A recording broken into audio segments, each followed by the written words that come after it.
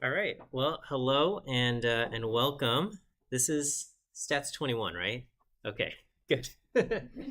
Yeah, welcome back to school. Any freshmen here? No. Okay. All right. I was gonna be like, welcome. Is your first day and or not first? I guess you had class yesterday, but like, it's your first quarter at UCLA. But We got a lot of transfers. you got a lot of transfers. Oh, okay. All right. First quarter at UCLA then. Definitely. Oh, all right. Welcome. Yes, best school ever. I don't care what U.S. News has to say. All right. Um, no, really, I love it here at UCLA. I mean, even on an overcast day, it's like the campus is so beautiful, right? And you're walking around. It's so good to see you guys. All right. Anyway, my name is Miles Chen. I will be your, I guess, teacher, professor for the class. I give you permission to call me Miles, but if you're not comfortable with that, you can call me Dr. Chen, Professor Chen, whatever. All right, let's. I don't know how much time we should go over syllabus stuff, but sure, we'll go over syllabus stuff. Where did it go? Here. Okay, so Brew and Learn is up, and I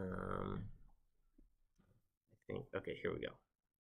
All right. Oh my goodness. So my syllabus just keeps getting longer and longer. Now it's 12 pages long and it has its own table of contents.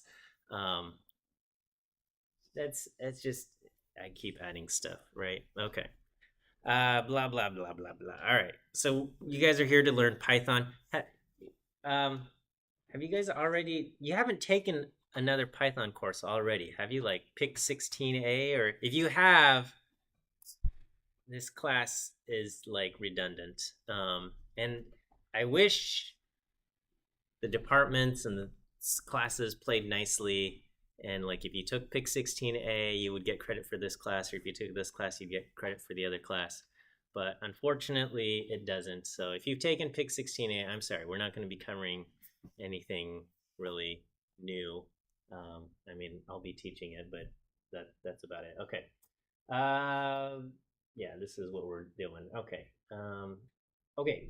Uh, I try to have a lot of office hours, and that's because I I don't like writing emails.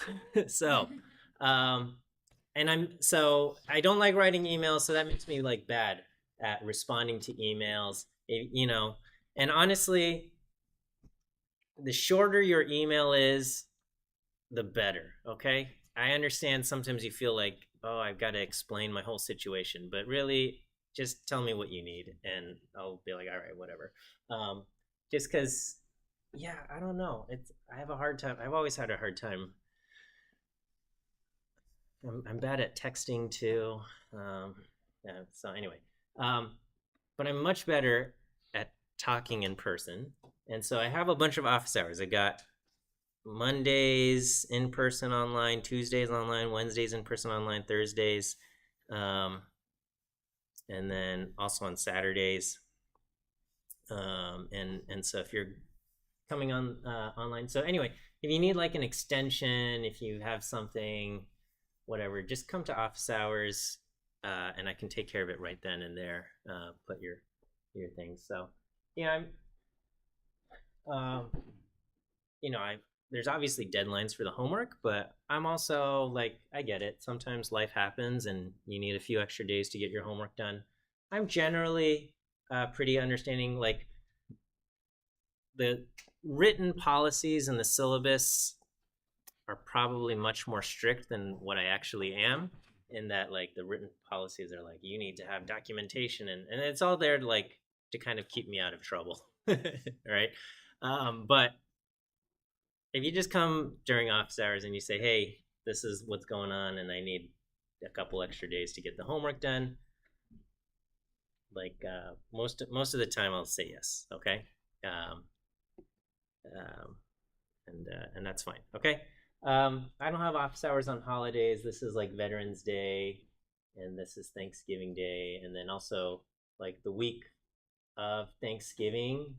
I'm going to be traveling, so some of you might be traveling also. And so I'm going to just pre-record those lectures. And then the Wednesday before Thanksgiving, I'm just canceling class. So no, no, no class, no pre-recorded lecture, just, whatever. Okay. Yeah, this is what we're covering. It's a Python programming class. Okay. It's Python for data science, but we're going to cover a lot of kind of like programming stuff in Python. Some of it is very relevant for data science. Some of it is less relevant for data science, but very relevant for Python programming. Python's like this very kind of general purpose language that the joke is Python is the second best language at everything. Okay. So, if you're going for like computational efficiency, there are languages that are more computationally efficient, C++, Rust, things like that, Fortran. But Python is pretty good. Okay. It's not the most efficient, but it's pretty good. Okay. You're trying to do data science and stuff like that. Data visualization. Honestly, R is probably better at general purpose data analysis and data visualization, but Python's pretty good too. And obviously, you all think it's worthwhile to learn, or maybe we just said you're required to learn it. But I think you go searching for jobs and internships, and it says, hey, we want you to have experience in Python and SQL and stuff. So we'll touch on Python and also Git, because that's also useful. And this got all formatted funny. But basically, I am going to force everybody to use Git. And so I will post stuff to Brew and Learn, and you'll submit your homeworks on Brew and Learn and whatnot. But all of my lectures are going to get posted to my GitHub repository. And I will explain how to use Git and GitHub next week, okay? But today we're just getting started here. Okay, what else? All right, we got textbooks. The textbooks are free as long as you're willing to read it on a screen. If you want a paper copy, then you got to spend money, okay? And it's free because you go to UCLA, right? And so you pay money, and because you pay money to the university pays money to these book publishers, and they say, all right, students can read this, right? So general public, they can't read this for free, but I guess it's not free. You're paying for it. but there you go. Okay. Well, this one's just free for everybody. Okay. And then grading. All right. So we'll have homework. I've got a bunch of homework. I don't know. Okay. I got programming homework. I've got this data camp homework. So, all right. I got to talk about data camp. And then we have lecture viewing quizzes and then a final exam. Okay. So let me talk about each of these things. All right. So as far as lecture viewing quizzes go, so I think what I have to say in lecture is important enough that I'm like requiring you to watch the lecture. But are you physically required to be in class? You are not physically, like I'm recording everything. So if you don't physically show up to class, but if you watch the video later, that is good enough for me. And the way I will kind of check to make sure you watch the lecture is I run these things called lecture viewing quizzes. And these, like when you take it, I will say like the first answer, actually, I don't remember what the answers are for today. Give me a second. So basically I give you the answers to these things, right? There's no context to these questions, and they don't show up in the notes or anything. It's kind of like you have to listen to me talk to get the answers. Let me find out what this first answer is. Okay, so for example, today the first answer is the letter B. Okay, B as in bear. You'll want to jot this down somewhere and then fill it out. Okay, and then I will give you the answers to question 2 and 3 later, just to keep you, I don't know, engaged maybe. So that's how it goes, and you get 15% just for doing that, right? That's like super easy. Just don't forget, okay? And then don't misclick, okay? And yeah, so just make sure you click the right thing, and don't forget to do it. I have them close just because like everything is sequential. Like the next lecture is not going to make sense if you don't watch the previous lecture. So they expired like right before the next lecture. So you have to, right? We can't be talking about, I don't know, strings and stuff until we, whatever. Okay. So, so that's lecture view and quizzes. All right. Data Camp. Data Camp is kind of a learning platform where, I don't know, there's like little interactive windows and stuff, and they have these courses, and at the end you get like a little certificate. And basically, for your Data Camp homework, I'm going to say complete this course, and then at the end of the course, once you finish the course, you'll get your certificate, and then you'll submit your certificate. Where did it go? Okay, I have to fix up the site on Canvas, but basically you'll download the certificate on Data Camp. Here, let me go over to Data Camp. And so this is important. I'm going to send out invitations to Data Camp. What's going on here?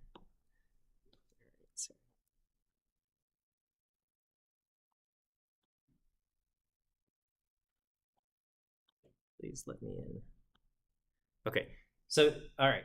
When you get the invitation to Data Camp, I'm going to send the invitation to whatever email address is listed on the UCLA roster, okay?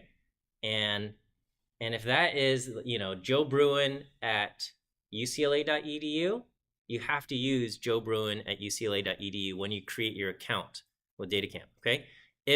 If the email is joebruin at g.ucla.edu, okay, you have to use at g.ucla.edu. If you create an account with at ucla.edu, Data Camp's going to be like, you aren't invited. That's somebody totally different, okay? Because they don't know about UCLA's email G and the no G, stuff like that. So you have to use the exact same email address, all right? Don't click using this, sign in using one of these things, all right? Don't click that, because it's going to create an account using a different account. So if you log into Data Camp and it says like, oh, you did the first chapter, but now pay us $30 a month for access to everything else, that means you created an account with the wrong email address. Okay, so I'm going to invite the emails that show up on the roster, and you have to create an account using that exact email address. Okay, otherwise they're going to ask you for money. Okay, and but you get free access because I said, oh, we're students at UCLA, and they said, oh, okay, great. So, all right. So anyway, this is what it's going to look like. Let's see. So I think like your first one's going to be like Introduction to Python or something. Okay. All right, and I will. Okay, so then you go through the chapters, you complete it, and then when you're done, it says share your accomplishment. Okay, and then you'll click download the PDF, and then you get this, and then this is what you will submit on Canvas. For Canvas, it's like submit your homework. This is what you'll submit. Okay. And yeah, I think it's good enough. All right, so that's Data Camp homework. Data Camp is very hand holding. Okay, it kind of holds your hand. It like writes almost all of the code for you and leaves blanks. Okay, for you to kind of fill in, which I think is a great way to learn. All right, but if you rely too much on it, then like it's also possible to go through the entire course and not remember anything later. Okay, so obviously go through it. Oh, DataCamp also, like, they offer hints and stuff. Feel free to use as many hints as you want. As long as you get that certificate of completion, you'll get full credit. Okay, and even if you like ask DataCamp, show me the hint, and I got stuck, and show me the answer, like, you'll still get that certificate of completion. I think you learn better, you'll learn more and retain more if you don't use as many hints. But yeah, don't feel like, oh no, I've used a hint, I'm going to lose points. You're not going to lose points. It's just submit the thing. Okay. The other stuff, there's going to be homework. I'll post them. It's going to be like Jupyter notebook files, and we'll talk about how to use that. And you'll submit it. You have to render them to PDFs and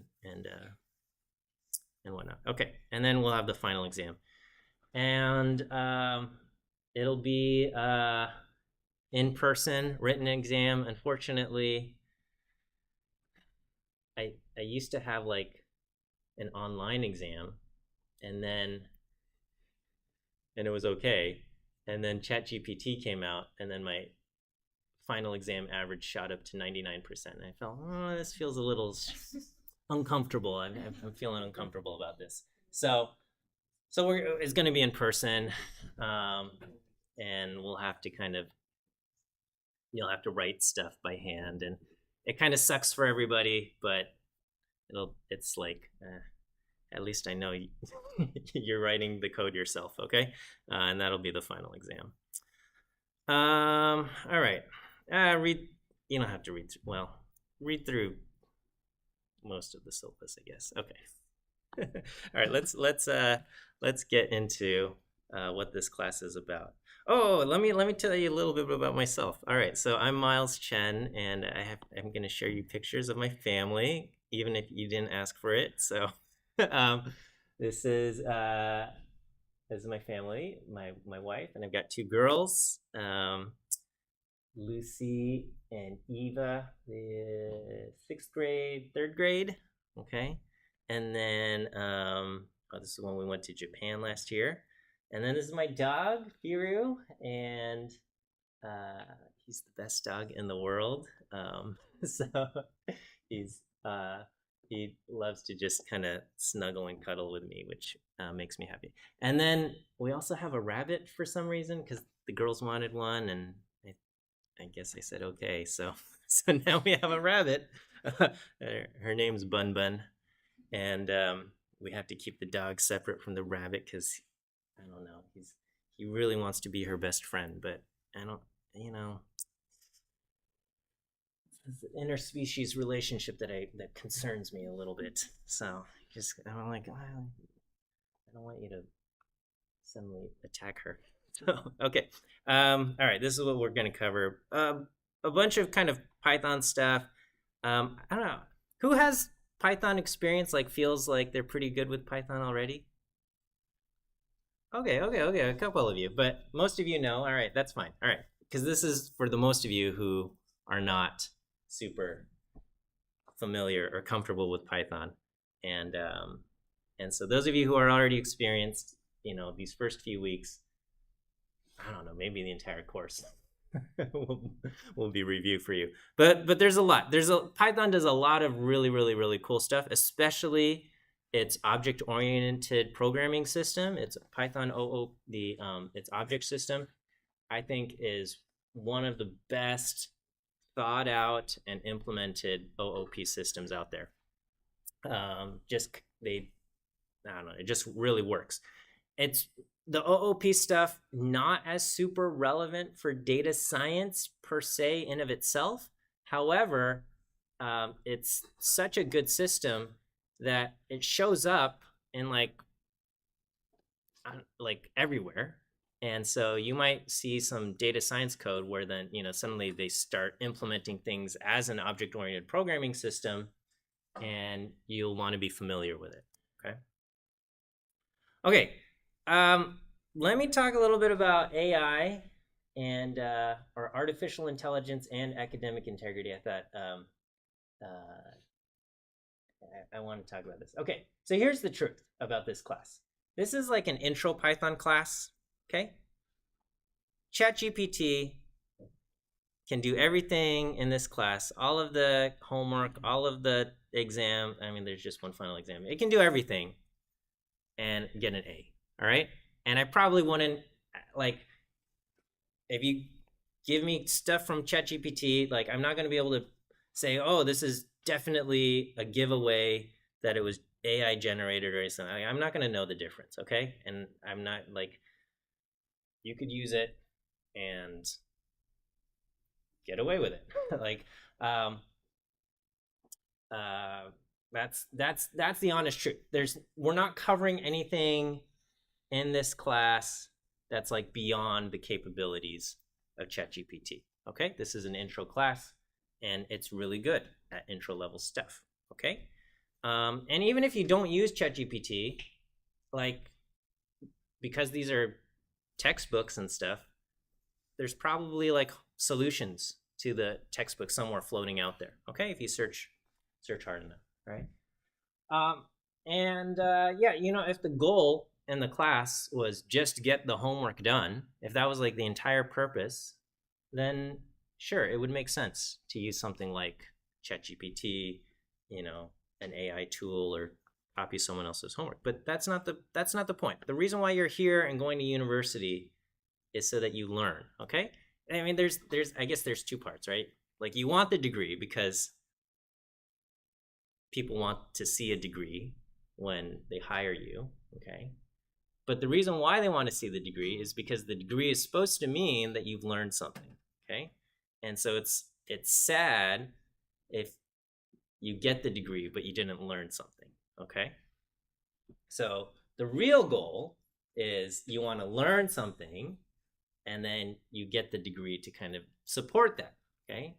Unfortunately, it is possible to complete the course, get the degree, but not having learned anything, okay? And that's a sad, to me, that's sad, okay? We understand this kind of idea of like no pain, no gain, especially if we're talking about like working out at the gym and things like that.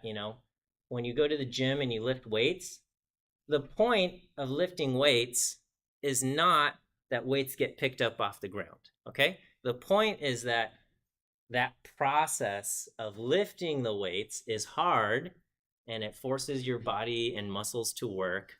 And by going through that hard process, you get stronger, right? The point of going to the gym is to get stronger, stay physically fit and healthy and active, and it's that kind of process. And if you go to the gym and just kind of sit there, you don't really work out hard, you just lift 1 pound weights or something, okay? It doesn't really count, right? You're not gonna get stronger, okay? And then similarly, if you go through a class and it's too easy for you, or you're not thinking hard, your brain isn't gonna put in the effort to like make itself stronger, okay? You have to kind of work it, and then that forces your brain to say, oh, I need to make new connections, new neuron connections, and then that's how you learn stuff, okay?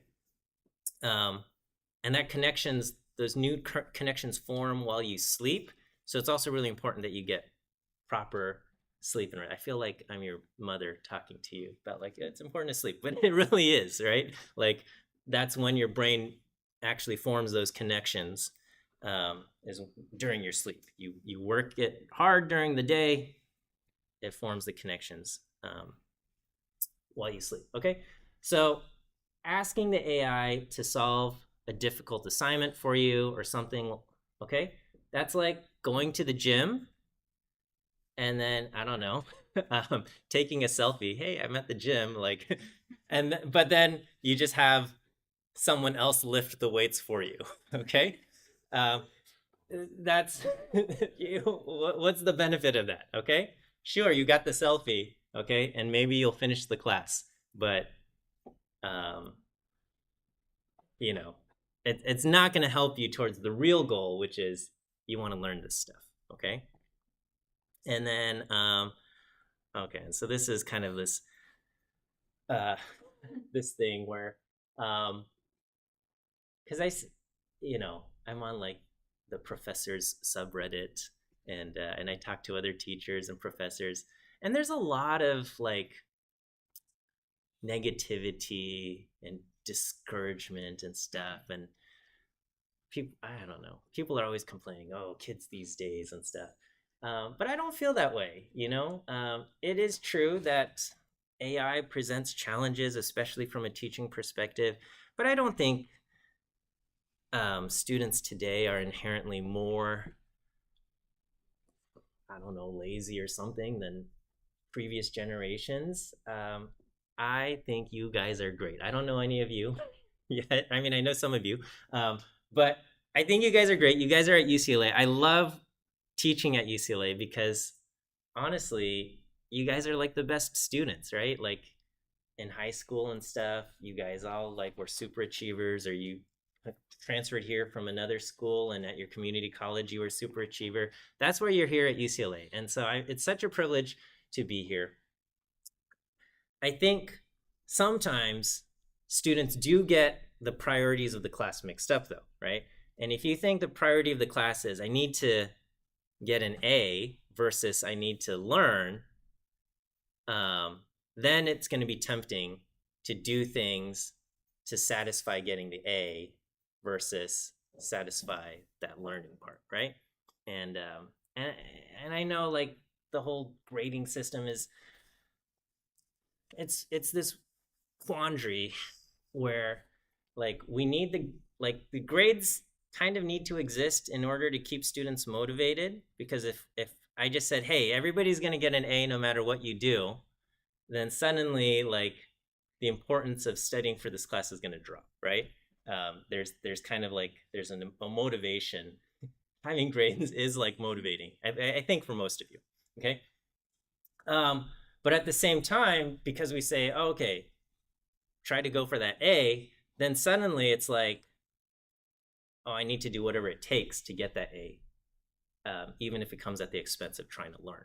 And it's a weird thing. I don't know if there's a great solution for it, but yes, I'm trying to appeal to your own sense of I want to learn, to help you to keep you motivated there. Okay, so anyway, basically it just says, hey, do the homework yourself, all right? And if you find yourself struggling with the homework, okay, and you can't finish it on your own, turn in what you are able to do, okay? Turn in what you are able to do. You're not going to get 100% on it, okay? If you didn't finish, you're not going to get 100%, but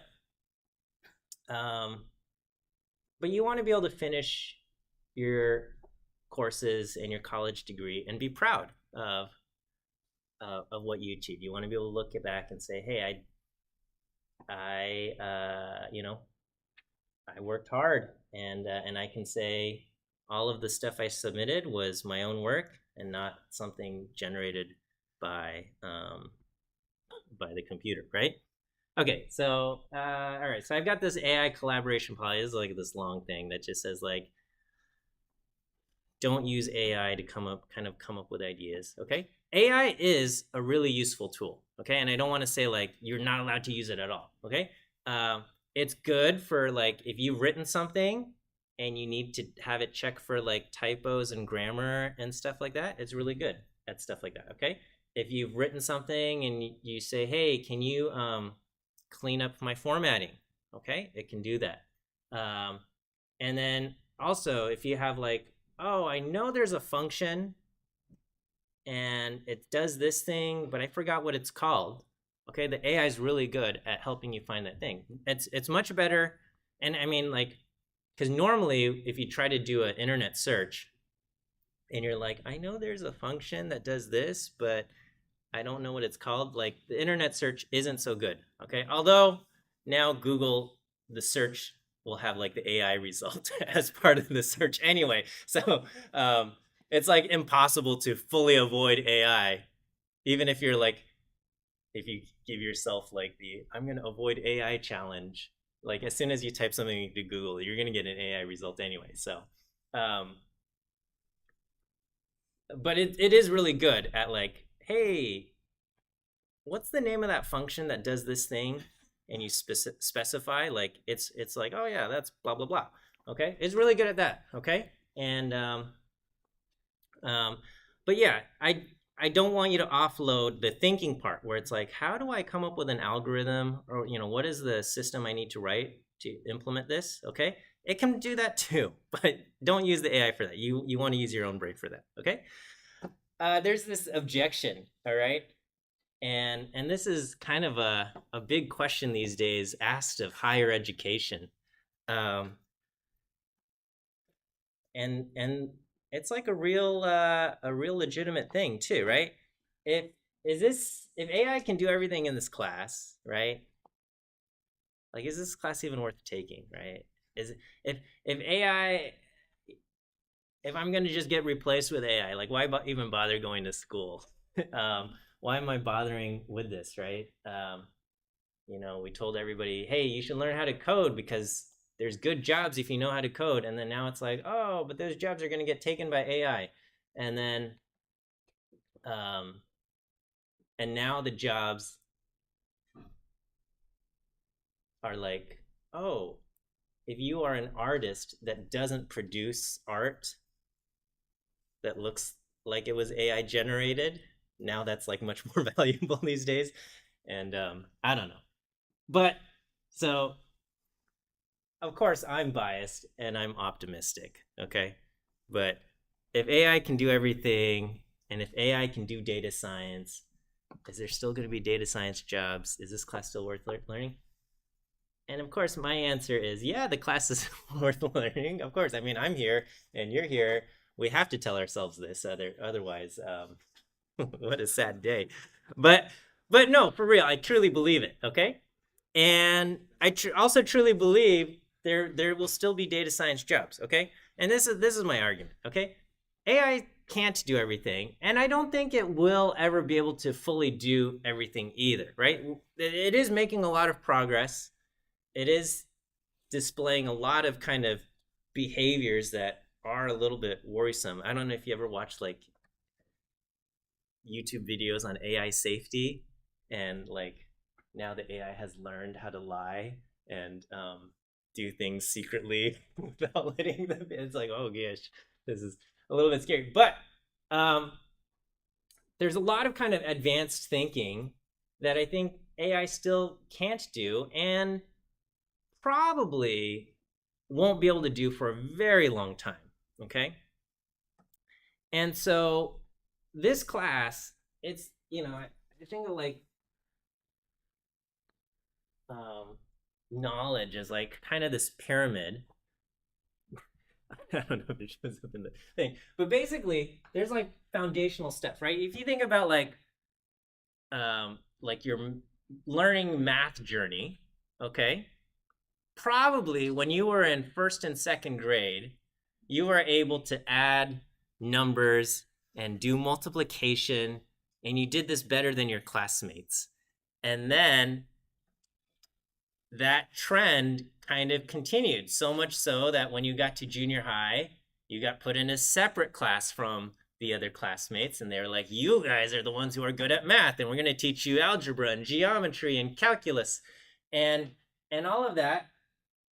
You learned all of this, and so like, yeah, you took AP this and that, but all of it, like, you had to get good at the arithmetic, right?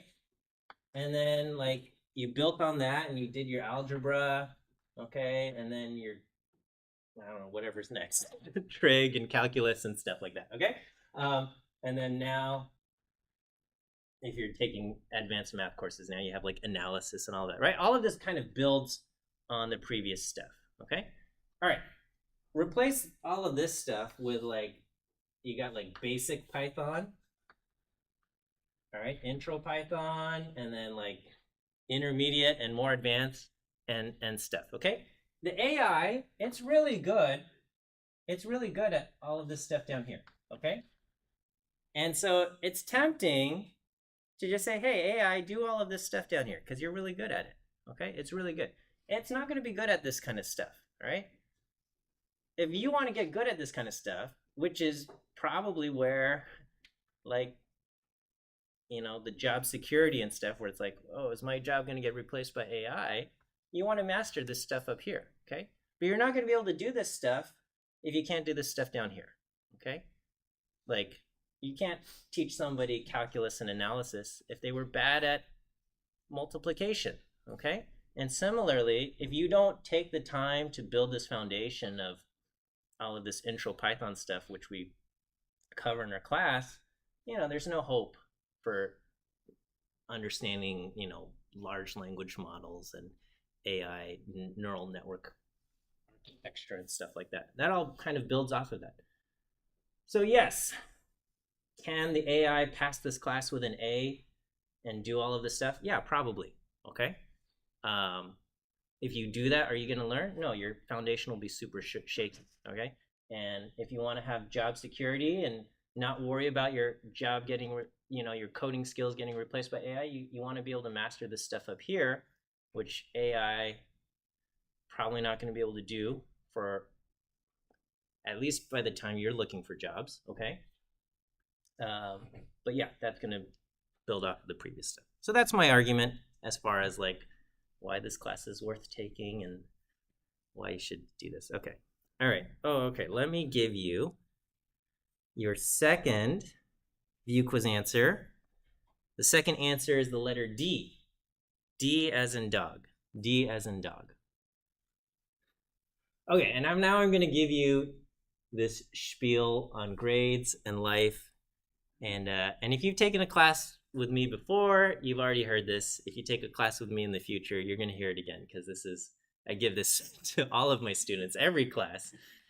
And I don't know, as far as like my perspective, I'm like, this is more important than learning Python. But anyway, okay, grades and life and just, I don't know, achievement and stuff. What do I have to say? Okay, your grades do not define you. Okay, you got into UCLA because you had good grades, all right? And all of your time and energy these days, a lot of it is being spent on schoolwork, and like the carrot that we hold at the end of the tunnel or whatever is we say, hey, you should work hard so you can get a good grade. And so because of that, it can feel like grades are super important, and it feels good. Like when you study hard and you get an A, like that feels good. I understand. Okay, but your grades do not define you. Okay. I'll tell you a story from my own life, okay? In high school, I was a good student, okay? I got good grades. And then my senior year, I got into my dream school. I got into Caltech, right? Where Sheldon Cooper went and stuff. I got into Caltech, and I thought, oh, yes, I'm going to study science and unlock mysteries of the universe. I don't know what I was going to do. But I got there, and like I couldn't hang. Okay, I never actually developed like really good study habits in high school because I was able to kind of get through my courses without studying. But then like that didn't work at Caltech. Like I had to develop really good studying habits, and I didn't have it. And so like my first quarter at Caltech, I got my first C ever. And then winter quarter, I got my first D ever. And then spring quarter, everything fell apart and I failed multiple classes. I got put on academic probation. And I felt like my whole world was falling apart. And I became depressed, and it was because I had tied so much of my identity to my grades. Like in high school, like I drew my value as a person. It was tied to my grades. It was like, I have value because I get good grades. That was how I saw myself. And so at Caltech, when all of my grades, like I was failing and stuff, I felt like, oh, I don't have value anymore. Okay. And that was an unhealthy relationship to have with grades. And my parents. I'm grateful. My father was especially very supportive, and said, you know what, this dream of going to Caltech, it's not worth it. It's not worth this mental cost that it's having on you.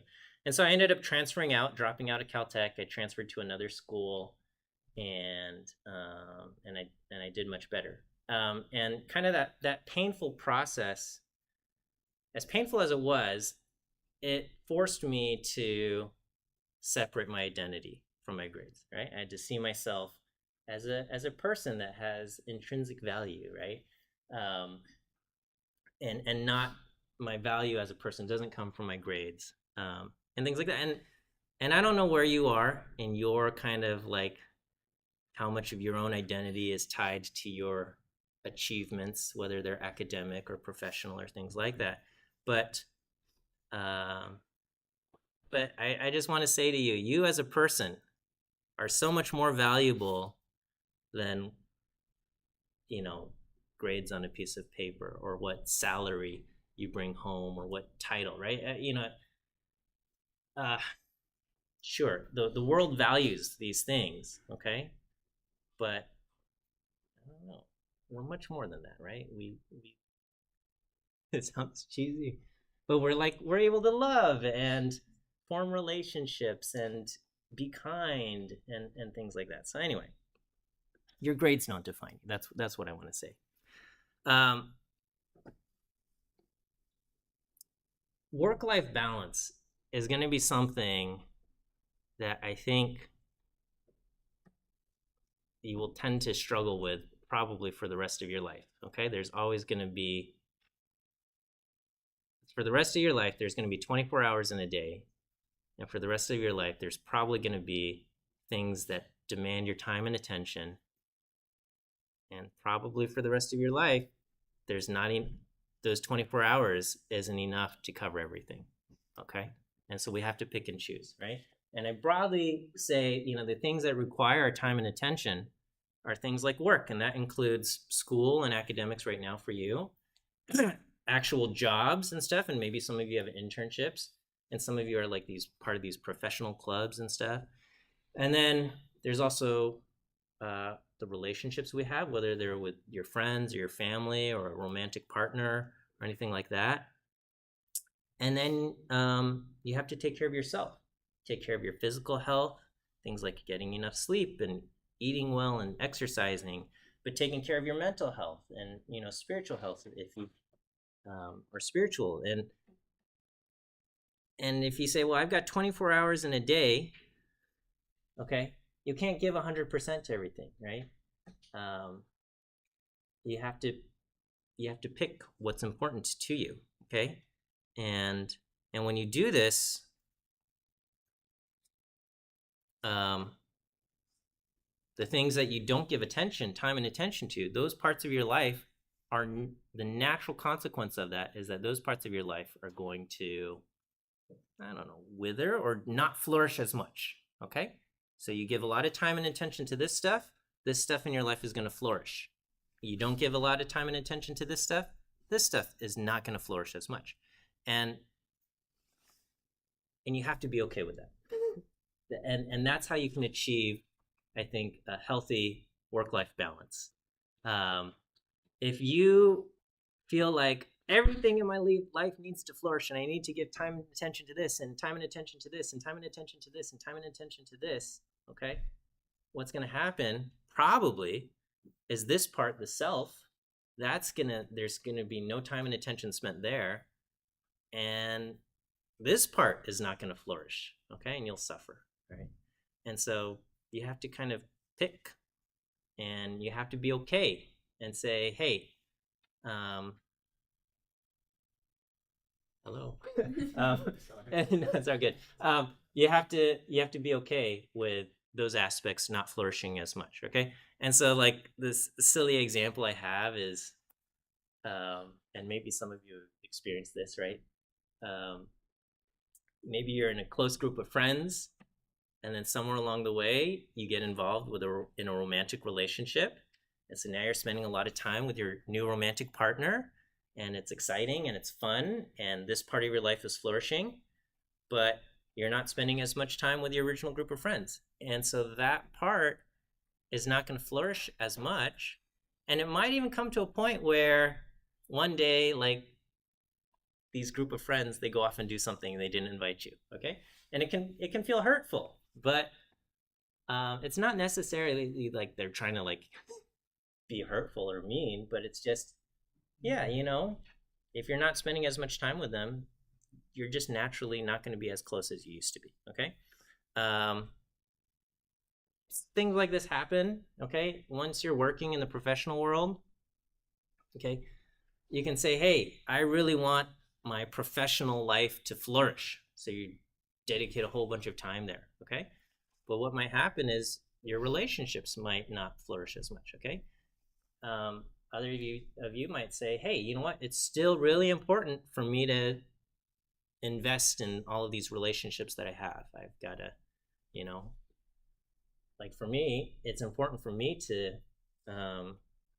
invest in my family. Okay. I've got children and a wife, and I want that aspect of my life to flourish. And so that means I draw lines and say, I'm not going to, well, I never wanted to answer emails anyway, but, it might mean sometimes I'm not spending as much time on certain professional obligations, or I'm not working really hard for certain things.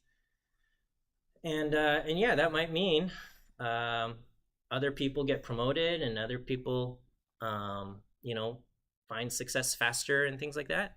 And I'm okay with that. Right? These are, we choose what's important to you, and you accept the kind of the natural consequences of investing time into certain things and not other things. Okay. And then, yeah, self-care is important. Taking care of yourself, that is really important. It is important to sleep. It's important to eat well. It's important to have fun, to keep your own kind of mental spirits up. And sometimes that means not doing your homework. Okay. And it feels weird saying that as a teacher, right? But there might be a day where you say, hey, you know what? Life is really hard right now, and I need to take a day off. And I'm not going to finish my homework. Okay. The natural consequence of that is you lose points on your homework.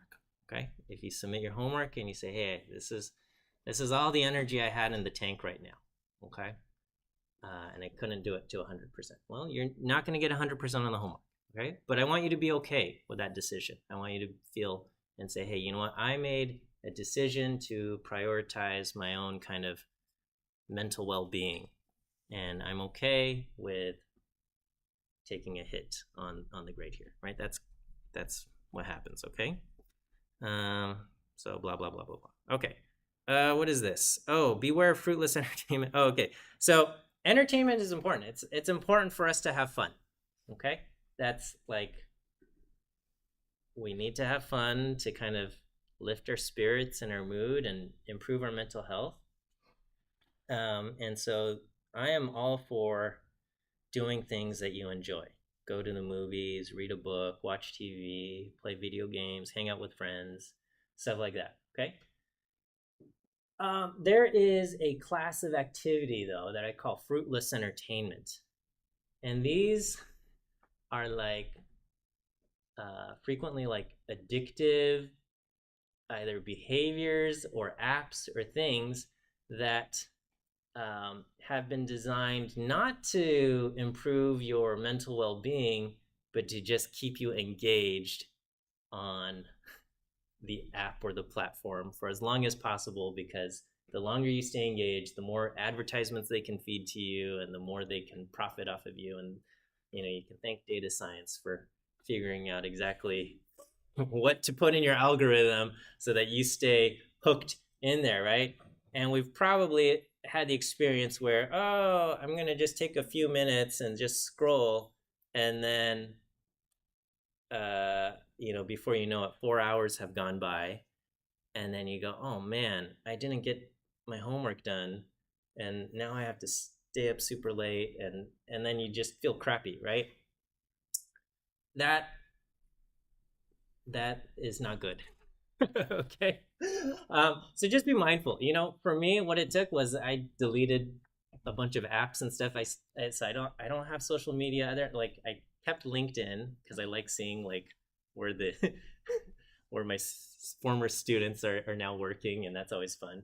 But like, oh, LinkedIn is like full of junk also, and then I keep Reddit, and then I probably should get rid of Reddit too. But there's a there's a bunch of anyway, we could probably all think of like, oh, I'm guilty of this and stuff. So just be mindful. You got 24 hours in a day. You don't want 4 of those hours to disappear on something that doesn't even make you feel better at the end of the time. Okay, so that's that. Oh, I guess we're out of time. Let me give you your last view quiz answer. Last answer is the letter E. E as an elephant. E as an elephant.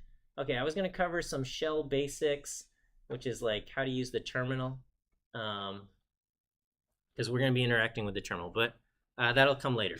All right, welcome back to school. Have a great weekend. We'll see you Monday. Looking forward to a good quarter.